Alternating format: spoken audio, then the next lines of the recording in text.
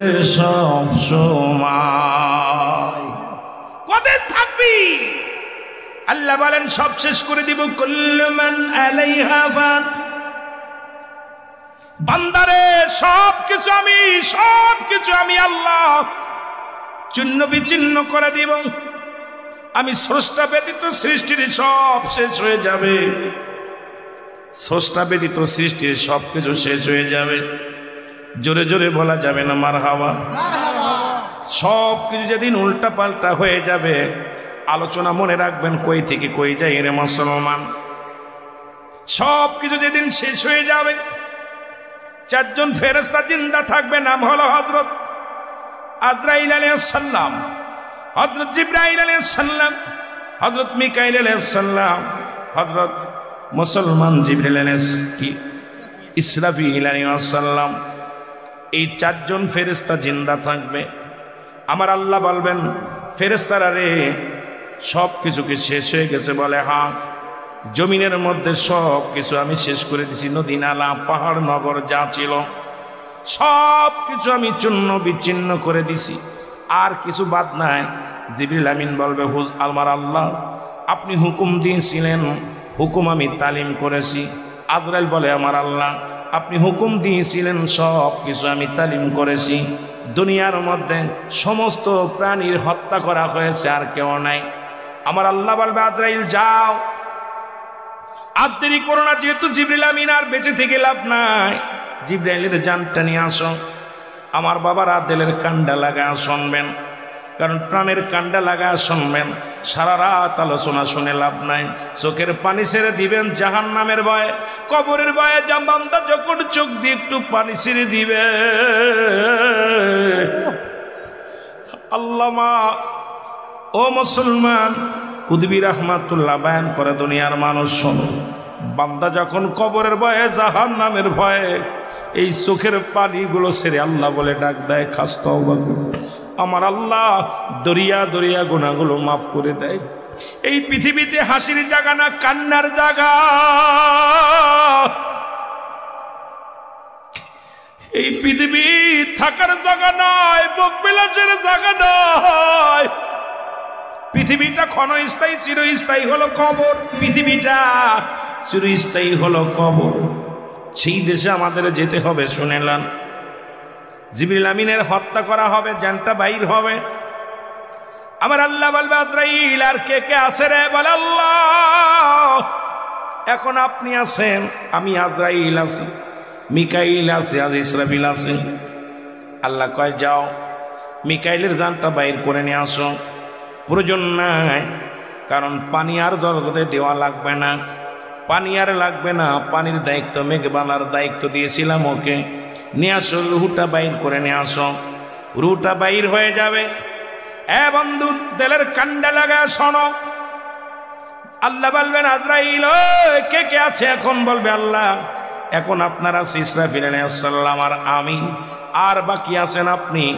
আমার আল্লাহ হুকুম দিবে আজরাইল রে, যাও যাও ইসরাফিলের রুহটা নিয়ে আসো, তবে সিংহাটা জমিনের মধ্যে ফেলায়ও না।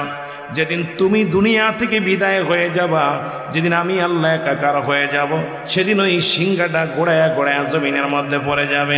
হাত থেকে নিয়ে আলাবায় একটা পাহাড়ের কন্যারে রেখে দাও, আর ইসরাফিলের জানটা বাইর করে নিয়ে আসো।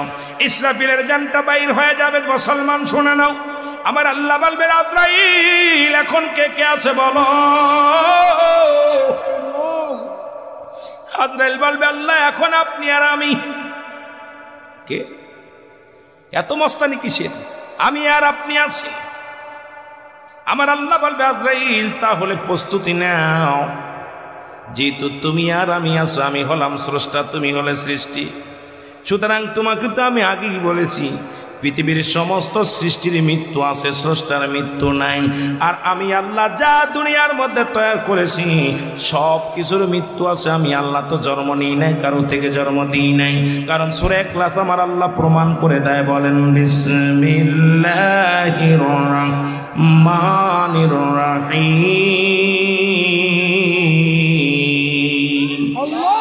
আল্লাহু আল্লাহু আহাদ, আল্লাহুস সামাদ, لم يلد ولم يولد ولم يكن له كفوا أحد জোরে জোরে চিল্লায় বলা যাবে না মারহাবা।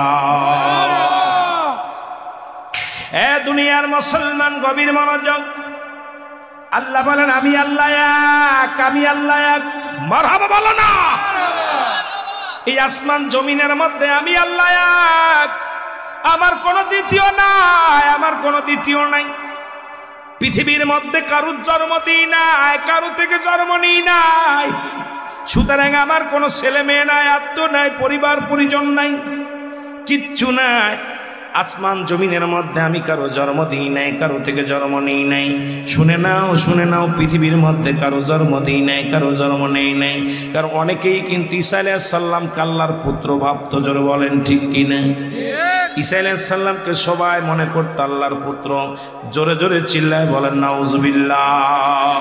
আল্লাহ কয় বান্দারে আসমান জমিনের মধ্যে আমার সমতুল্য, আমার সমকক্ষ আর কেউ নাই, আর কেউ নাই। সুতরাং আমার আল্লাহ থাকবে, সবাই শেষ হয়ে যাবে। আমার আল্লাহ বলবে আজরাইল এবার তোমার রূহটা দেওয়ার জন্য প্রস্তুতি হও। আজরাইল, পৃথিবীর মধ্যে অনেক মায়ের কান্না, তুমি কখনো মায়ের কান্নায় তোমার অন্তর কাঁদাতে পারে নাই। আজরাইল বলে আল্লাহ গো আমার একবার রাত দুইবার আমার অন্তর কেঁদেছিল, দুইবার। কয়বার? জোরে বলেন কয়বার? আমি আজরাইলের চোখের পানি আসছে পৃথিবীর মধ্যে দুইবার। কত লক্ষ লক্ষ কোটি কোটি মানুষের জান বাইর করলাম, জীবনে আমার চোখে পানি আসে নাই। আমি আজরাইল দুইবার কেঁদে দিয়েছিলাম। কয়বার? একটু জোরে বলা যাবে না? কয়বার? আল্লাহ বলে আজরাইল রে কখন কখন কেঁদেছিলি বলো? বলে হুজুর আমার মাওলা শোনো, একবার সাগরের মধ্যে বিশাল উতাল পাতাল ঢেউ, বিশাল ঝড় তুফান আসলো।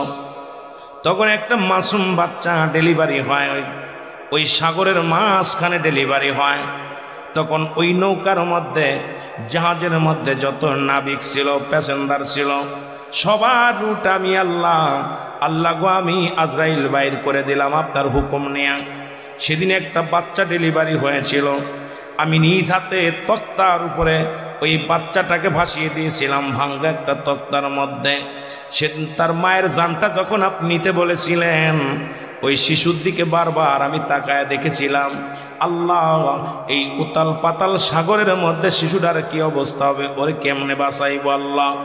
আপনি হুকুম দিয়েছিলেন। মায়ের জানটা যেদিন কবাজ করেছিলাম, সেদিন আমি আজরাইল কান্না ধরে রাখতে পারছিলাম না। আমি আজরাইল সেদিন চোখের পানি ছেড়ে দিয়েছিলাম। আল্লাহ,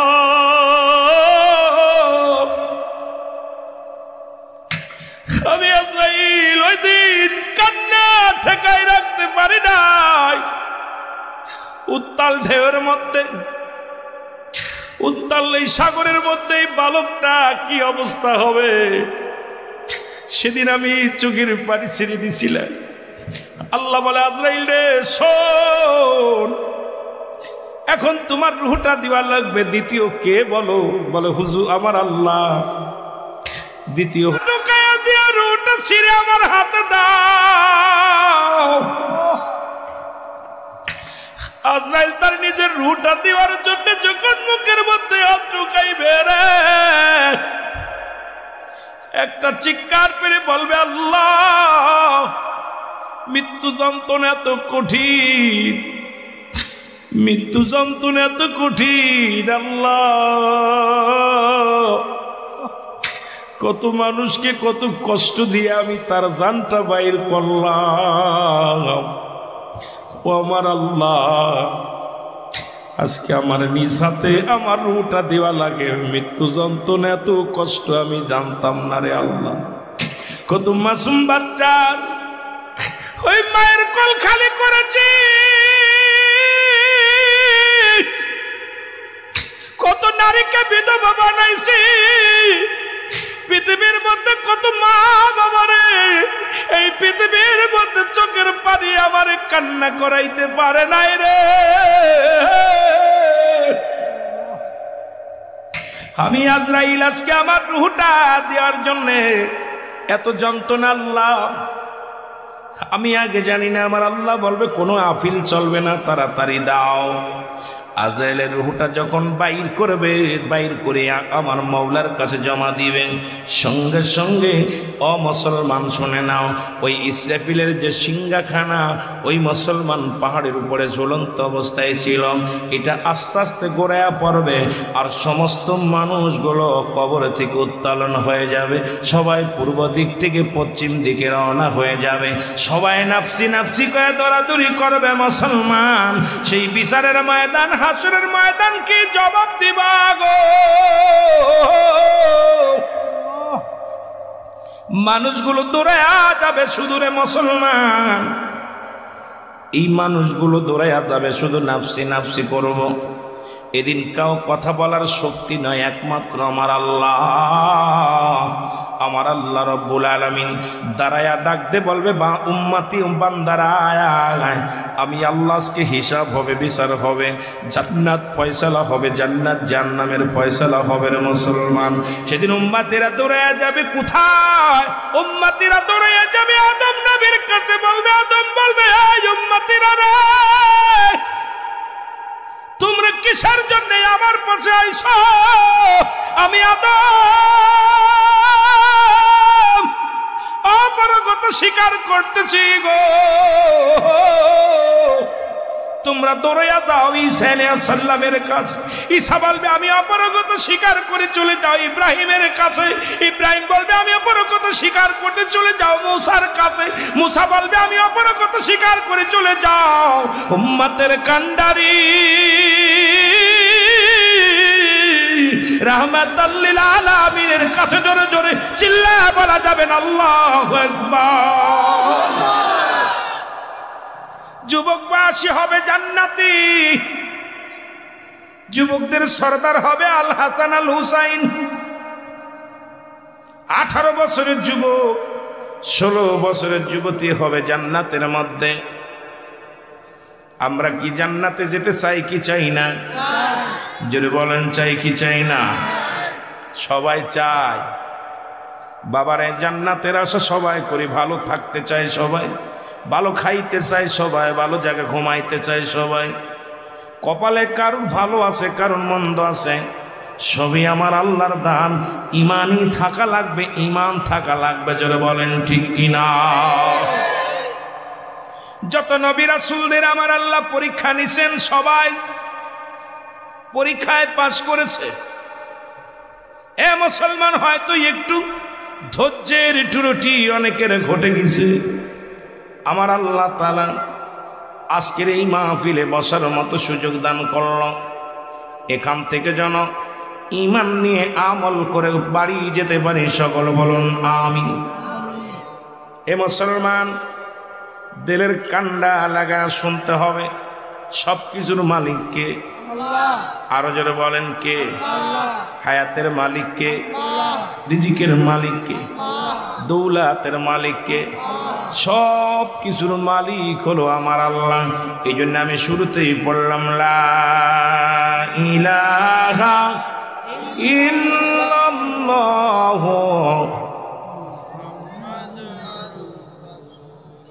সাল্লাল্লাহু আলাইহি ওয়াসাল্লাম। এই কালেমার মালাটা পড়ছি আমি, যত পার যন্ত্রণা দাও গো তুমি। বলো, কালেমার মালাটা পড়ছি আমি, যত পার যন্ত্রণা দাও গো তুমি। বলো, যত পার যন্ত্রণা দাও এ রহিম।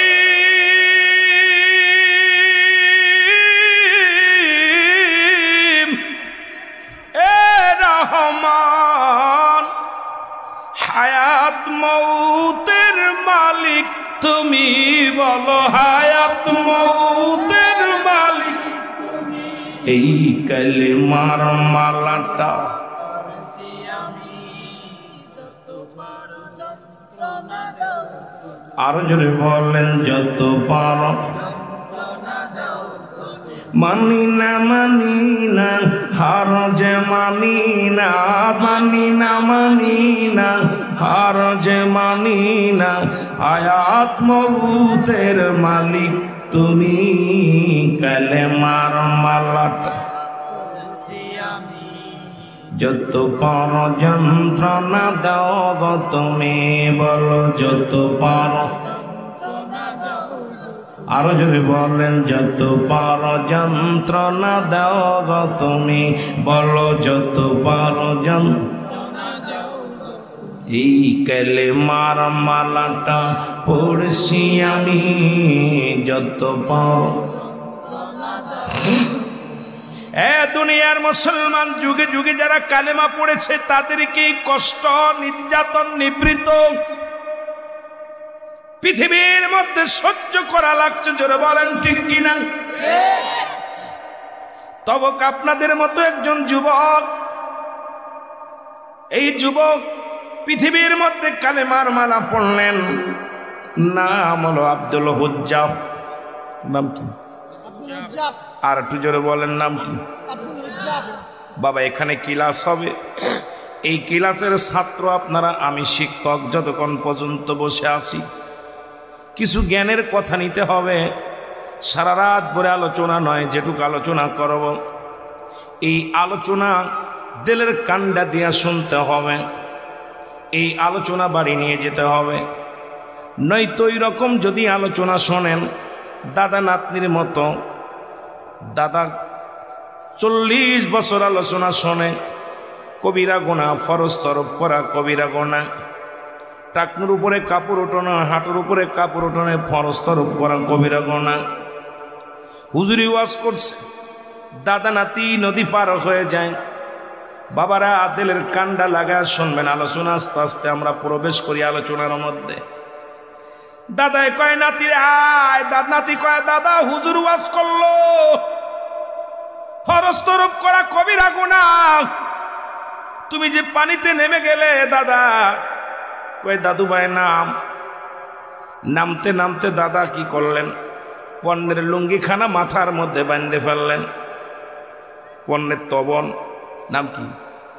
তবন খানা, তবন বা লুঙ্গি বলে, এটা প্যাঁচ দিয়ে মাথার মধ্যে বেঁধে ফেলেছে। নাতিরে কয় নাতি তাড়াতাড়ি হয়, কয় না সম্ভব না, কাপড় ভিজে যাবে। কয় কাপড় খুলে ফেল। কয় হুজুর কইছে ফরজ তরফ করা কবিরা গুনাহ। দাদাই কয় তুই জন্মের আগে 40 বছর আগ থেকে ওয়াজ শুনি, জীবনেও কোনোদিন ওয়াজ বাড়ি আনি নাই, যেখান থেকে ওয়াজ শুনি সেখানেই রেখে আসি। তুই কেমন নাতি রে, আমার নাতি হইয়া তুই ওয়াজ বাড়ি টেনে আনছিস? তোর মতো বোকা মানুষ আমি জগতের মধ্যে দেখি না। ওয়াজ যেখানে শুনি সেখানেই রেখে আসি, জীবনে বাড়ি আনি নাই, আর তুই ওয়াজ টেনে বাড়ি আনছিস?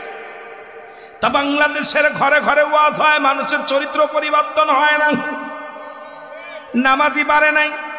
যদিও নামাজি বেড়েছে, ইমানদার বাড়ে নাই। সুদ বেড়েছে, ঘুষ বেড়েছে। প্রতিনিয়ত সুদের বিরুদ্ধে ওয়াজ হয়, প্রতিনিয়ত ঘুষের বিরুদ্ধে ওয়াজ হয়, প্রতিদিন জিনার বিরুদ্ধে ওয়াজ হয়, প্রতিদিন পিতামাতার খেদমত করার জন্য ওয়াজ হয়।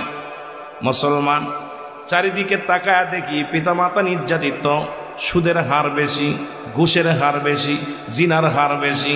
তাহলে আমাদের ওয়াজ বাড়ি পর্যন্ত যায় না, আমরা কামাই করি, ভালো খাই আর মাল পাই, আর আপনারা বাড়ি বাড়ি দাঁড়ায়া, গেটে দাঁড়ায়া, রাস্তাঘাটে সাদা উঠায় উঠায় মাহফিল করান বক্তাদেরকে দিয়ে। আমাদের বক্তাদের পকেট গরম হয়, বাজার গরম বক্তাদের, কিন্তু শ্রোতাদের ইমান গরম নাই, ইমান একেবারে দুর্বল। জোরে জোরে বলেন ঠিক কিনা? আর এর মূল কারণ হলো ওয়াজের 3টা ভাগ। 3জন নিচে কোরআনকে 3টা ভাগ করেছে, কোরআন মাজিদকে 3টা ভাগ করেছে।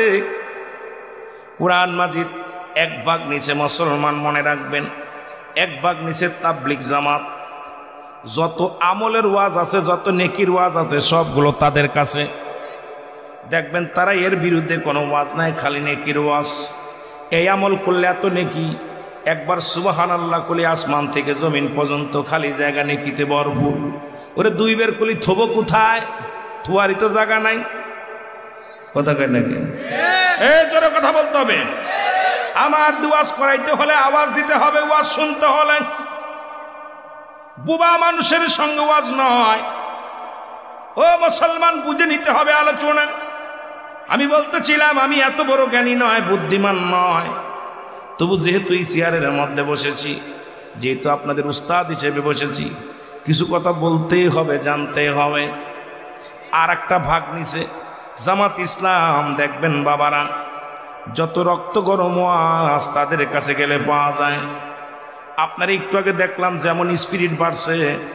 আমাদের জামাতি বক্তারা যারা আছেন, আলোচনার ময়দানে আসলেই দেখা যায় জনগণের রক্ত গরম হয়ে যায়, স্পিরিট বেড়ে যায়, তাদের একটা মোসাম বেড়ে যায়। আর একটা ভাগ নিছে বাংলাদেশের পীর সাহেবরা।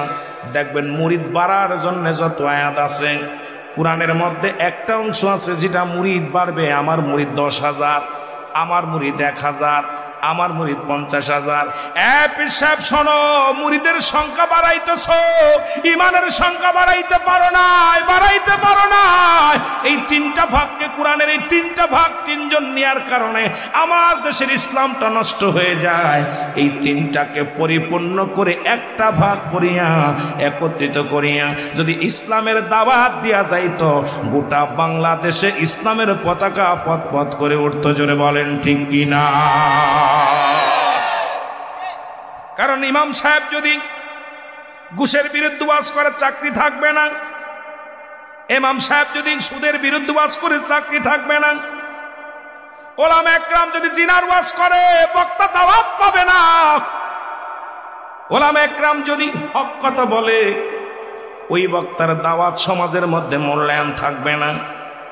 আমি আপনাদেরকে বলে যাই, কিন্তু একবার চিন্তা করে দেখবেন এই দুনিয়ার মধ্যে ফিরাউন, নমরুদ, কারুন যারা খোদাই দাবি করেছিল কেউ নাই। আবার আমার নবীর প্রেমের মালা পড়েছিল সিদ্দিক আকবর, আবু বকর সিদ্দিক রাদিয়াল্লাহু তাআলা আনহু, হযরত বিলাল রাদিয়াল্লাহু তাআলা আনহু।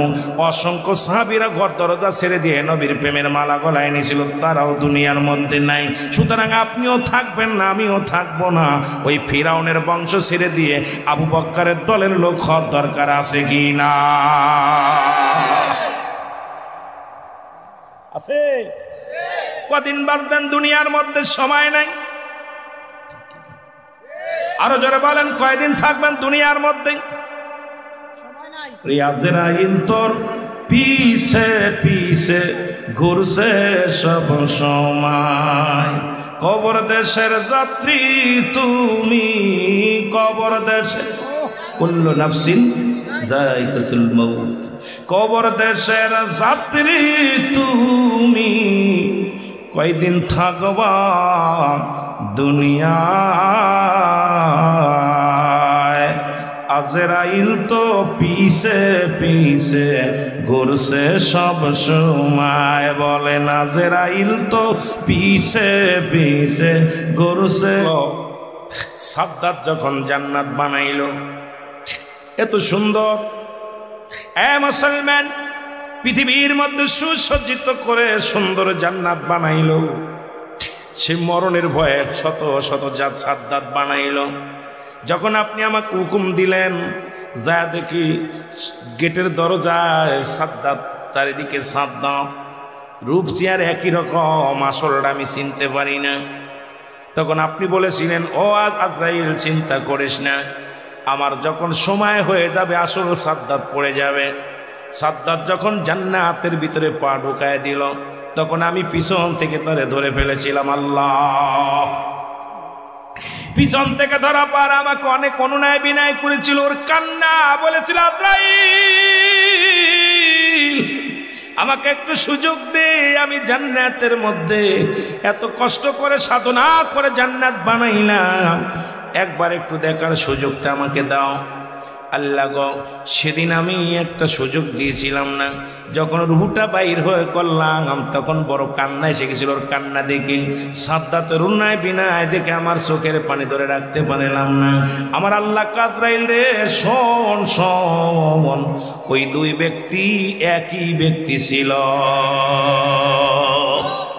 ওই সাদ্দাতরে আমি ওই সাগরের মধ্যে যে বালকটা পৃথিবীর মধ্যে তক্তার উপরে বেঁচেছিল, ওই বালককে আমি বাঘের দুধ খাওয়া মানুষ করেছিলাম। ওই তক্তাটা ভাসতে ভাসতে বনের ভিতরে চলে গিয়েছিল। বনের ভিতরে বাঘিনীর বাচ্চা হয়েছিল, মরে গেল। বাঘিনীর শুকনো উস্তানে দুধে ভরপুর হয়ে গেল। তখন ওই বাঘিনী পানি পান করতে এসেছিল। ওই বাঘিনী যখন বাচ্চাটা দেখিয়ে পা দুখানা সামনে দিয়ে যখন পানি পান করতে গিয়েছিল, তখন ওই মা ওই মুসলমান শুনে নাও সাদ্দাত বাচ্চা কি করেছিল, ওই দুধের মধ্যে মুখ লাগাইয়া দিয়েছিল। বাঘিনী তার ঘাটটা ধরে নিয়ে জঙ্গলের মধ্যে দুধ পান করাইলেন। আমি তার বাঘের রাজ্যের মধ্যে ওই বনের বাঘের দুধ খয়া তারে লালন পালন করলাম, বাঁচায় রাখলাম। এই পৃথিবীর সবচাইতে নিকৃষ্ট মাল ওইখানা, কারণ বড় হইয়া আমি খোদার সঙ্গে নেমহারামি করেছে, আমি খোদার সঙ্গে নাফরমানি করেছে, নিজেই জান্নাত বানাইছে, আমার জান্নাতকে অস্বীকার করেছে। সুতরাং তুমি যার জন্য চোখের পানি ফেলেছিলে সে তো আমাকে অস্বীকার করেছে, আমার জান্নাতকে অস্বীকার করেছে। জোরে জোরে চিল্লায়া বলা যাবে না আল্লাহু আকবার। ওই দুজন ব্যক্তি একজন ছিল, হে আজরাইল দেখছো কত কষ্ট করে তারে লালন পালন করলাম, কি করেছি আমি সব পারি। সবকিছু করে কে? আরো জোরে বলেন কে করে? সবকিছুর মালিক কে? আমার আল্লাহ, সবকিছুর মালিক আল্লাহ। আমার ভাইরা বন্ধুরা আমার শুনে না, আল্লাহ বলেন আজরাইল তোমার রূহটা দাও। আজরাইল বলে আল্লাহ গো, আগে যদি জানতাম আমার রূহটাও দেওয়া লাগবে রে আমার আল্লাহ, জীবনে আমি এত বড় দায়িত্ব নিতাম না।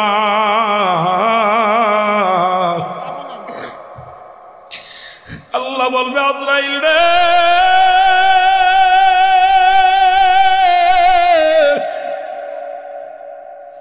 তুমি তোমার মুখের মধ্যে হাতটা ঢুকাইয়া দিয়া রূহটা ছিঁড়ে আমার হাতে দাও।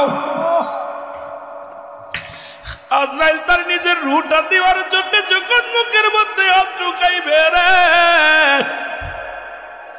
একটা চিৎকার পেরে বলবে আল্লাহ, মৃত্যু যন্ত্রণা এত কঠিন, মৃত্যু যন্ত্রণা এত কঠিন আল্লাহ, কত মানুষকে কত কষ্ট দিয়ে আমি তার জানটা বাইর করলাম। ও আমার আল্লাহ, আজকে আমার নিজ হাতে আমার রূহটা দেওয়া লাগে, মৃত্যু যন্ত্রণা এত কষ্ট আমি জানতাম না রে আল্লাহ। কত মাসুম বাচ্চার ওই মায়ের কোল খালি করেছি, কত নারীকে বিধবা বানাইছি, পৃথিবীর মধ্যে কত মা বাবা রে এই পৃথিবীর মধ্যে চোখের পানি আমার কান্না করাইতে পারে নাই রে। আমি আজরাইল আজকে আমার রূহটা দেওয়ার জন্য এত যন্ত্রণা আল্লাহ, আমি আগে জানি না। আমার আল্লাহ বলবে কোনো আফিল চলবে না, তাড়াতাড়ি দাও। আজরাইলের রূহটা যখন বাইর করবে, বাইর করে আমার মাওলার কাছে জমা দিবেন, সঙ্গে সঙ্গে ও মুসলমান শুনে নাও, ওই ইসরাফিলের যে সিংহাখানা ওই মুসলমান পাহাড়ের উপরে ঝুলন্ত অবস্থায় ছিল, এটা আস্তে আস্তে গড়াইয়া পড়বে, আর সমস্ত মানুষগুলো কবর থেকে উত্তোলন হয়ে যাবে, সবাই পূর্ব দিক থেকে পশ্চিম দিকে রওনা হয়ে যাবে, সবাই নাফসি নাফসি করে দৌড়াদৌড়ি করবে। মুসলমান সেই বিচারের ময়দান, হাসরের ময়দান কি জবাব দিবা গো? মানুষগুলো দৌড়াইয়া যাবে শুধু রে মুসলমান, এই মানুষগুলো দৌড়াইয়া যাবে শুধু নাফসি নাফসি করব। এদিন কাউ কথা বলার শক্তি নয়, একমাত্র আমার আল্লাহ। আমার আল্লাহ রব্বুল আলামিন দাঁড়ায়া ডাক দে বলবে, বা উম্মতি বান্দারা আয়, আমি আল্লাহ আজকে হিসাব হবে, বিচার হবে, জান্নাত ফয়সালা হবে, জান্নাত জাহান্নামের ফয়সালা হবে রে মুসলমান। সেদিন উম্মতিরা দৌড়াইয়া যাবে কোথায়? উম্মতিরা দৌড়াইয়া যাবে আদম নবীর কাছে, বলবে আদম বলবে, এই উম্মতিরা রে, তোমরা কিসের জন্য আমার পাশে আইছো? আমি আদম অপারগতা স্বীকার করতেছি গো। তোমরা তোমরা দৌড়াইয়া যাও ঈসা আলাইহিস সালামের কাছে। ঈসা বলবে আমি অপারগতা স্বীকার করে চলে যাও ইব্রাহিমের কাছে। ইব্রাহিম বলবে আমি অপারগতা স্বীকার করতে চলে যাও মুসার কাছে। মুসা বলবে আমি অপারগতা স্বীকার করে চলে যাও উম্মতের কান্ডারি রাহমাতাল লিল আলামিনের কাছে। জোরে জোরে চিল্লায়ে বলা যাবেন আল্লাহু আকবার।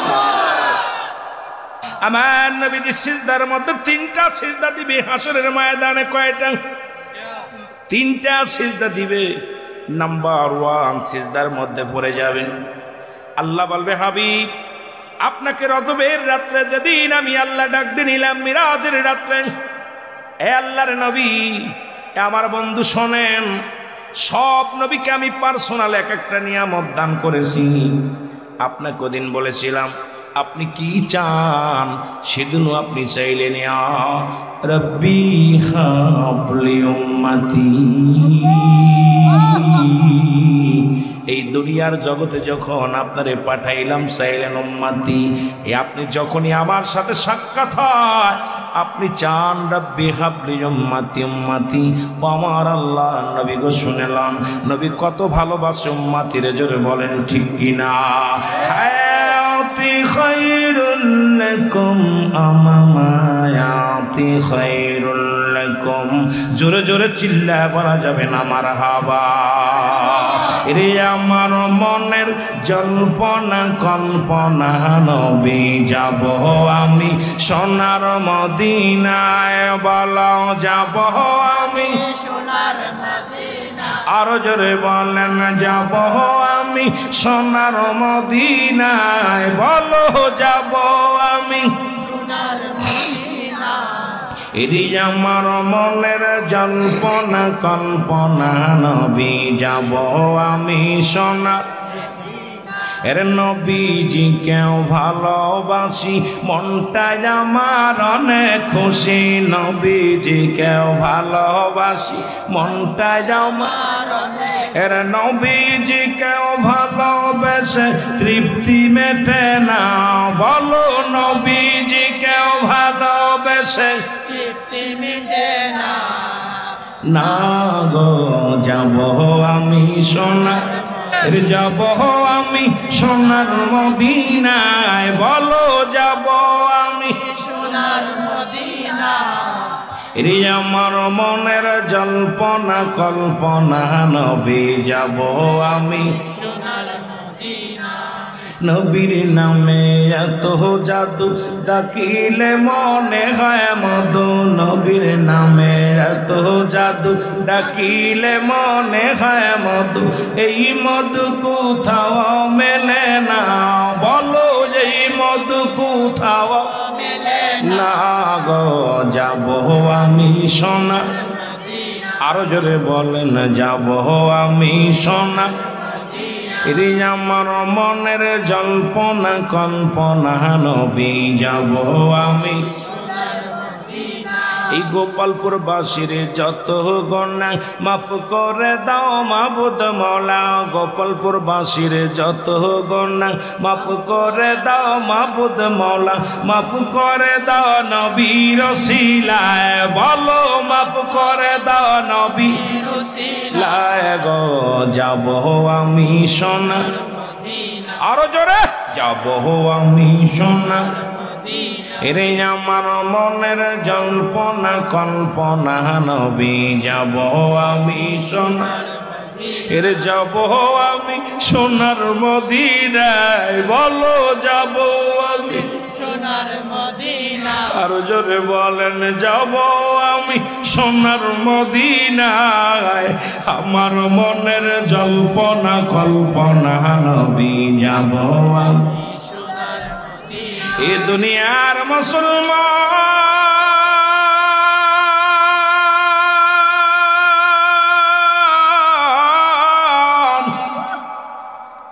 নবী বলে উম্মতিরা রে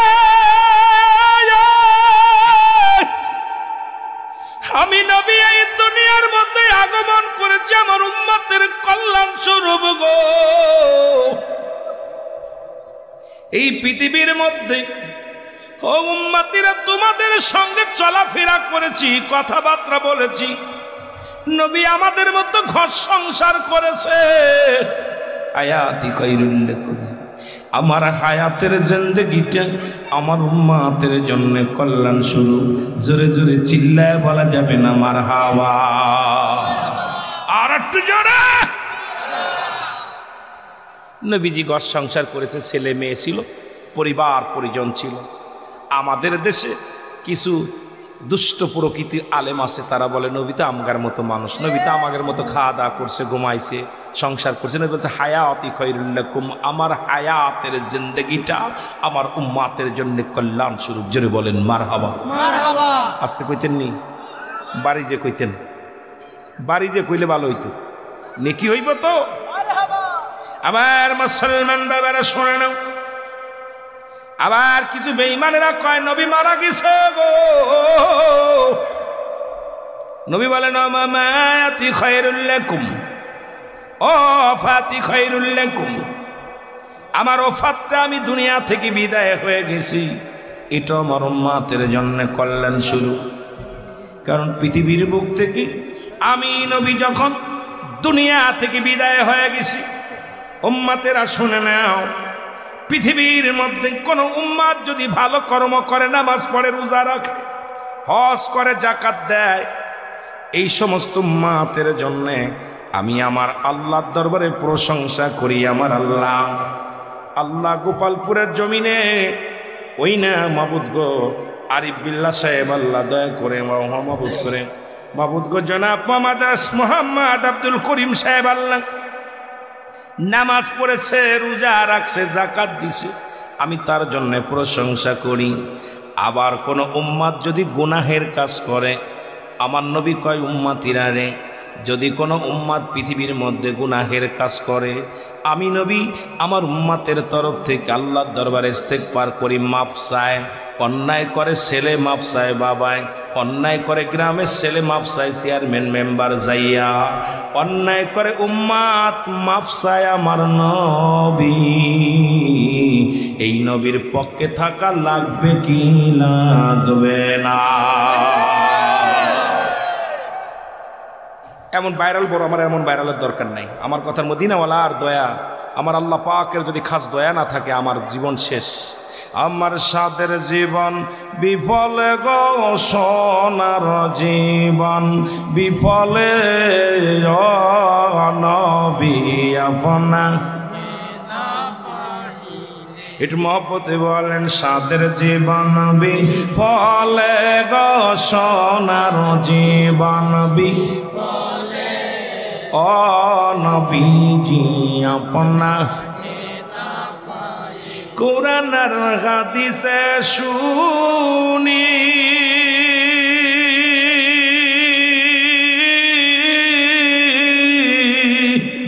গুনাহগারের বান্ধব তুমি, ও এর কোরআন আর হাদিসে শুনি,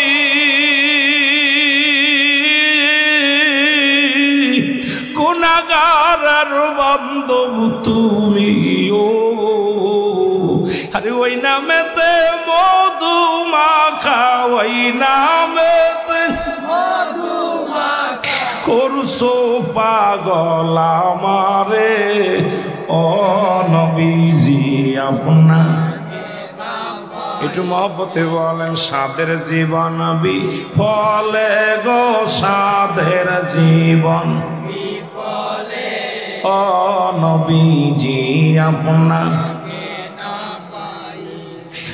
আদম নবী সৃষ্টির পরে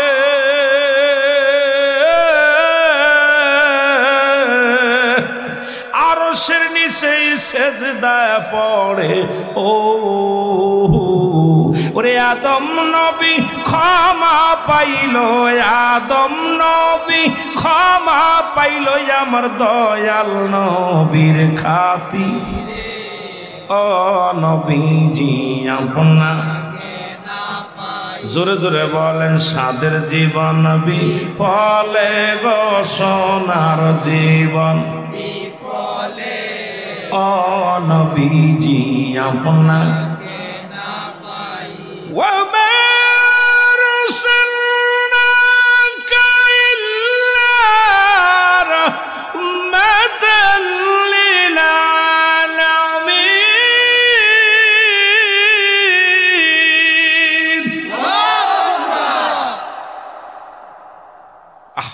এমন নবীর পক্ষে থাকলেই লাভ। রহমতের নবী জোরে বলেন ঠিক কি লাভ? আল্লাহ হলে রব্বুল আলামিন, নবী হলে রাহমাতাল লিল আলামিন।